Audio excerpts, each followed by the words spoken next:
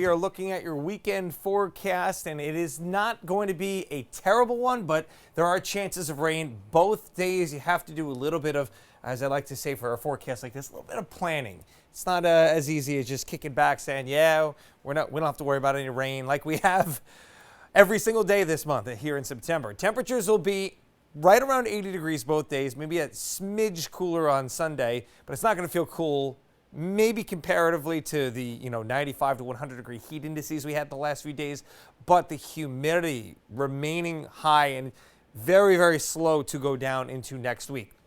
So tomorrow, now of course we talk about the stable marine air, so I think the better place to be to stay dry both days, probably places like Westerly, Newport, heading over to Westport. Again, cannot rule out a thunderstorm early tomorrow morning, but most of the day looks dry. We'll go 80 Westerly Saturday, 78 on Sunday, about the same in Newport. Better chance to see those showers popping up, but you get the heating over the land, the less stable air. That's why we have those thunderstorm icons a little bit more numerous as you head further inland. Again, Fall River, New Bedford, out towards the Cape, you're looking at a slightly better chance to maybe hit or miss showers.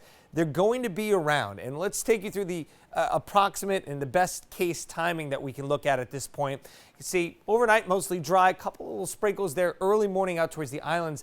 Then down in South County, we're looking at these storms to fire up through about midday. The afternoon, it's usually the opposite. Usually the morning is okay. You get the heating of the day. The afternoon tends to be a little bit more unsettled. Looks like it's the opposite tomorrow.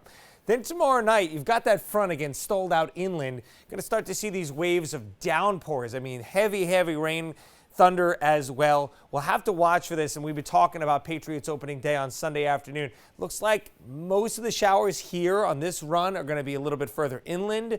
Foxborough, we're going to still allow for that shower or storm. Bring the poncho. You'll be happy you did in case one of these showers comes right over the stadium. If you don't need it, I'll be happy. 80 at kickoff, 75 by the fourth quarter. Again, I said kind of a very slow trend to some drier air. It's just been so humid these last few days, but it does get better into next week. There's Hurricane Lee. Has further weakened. Some very interesting developments here. It's a Category 3, winds 115 miles an hour. Likely to go back to a major hurricane and then maybe weakening again once we get into early portions of next week. So why did it weaken? We've got this little area of wind shear that cropped up, so that's good. We want this thing to be as weak as possible as it comes towards the East Coast.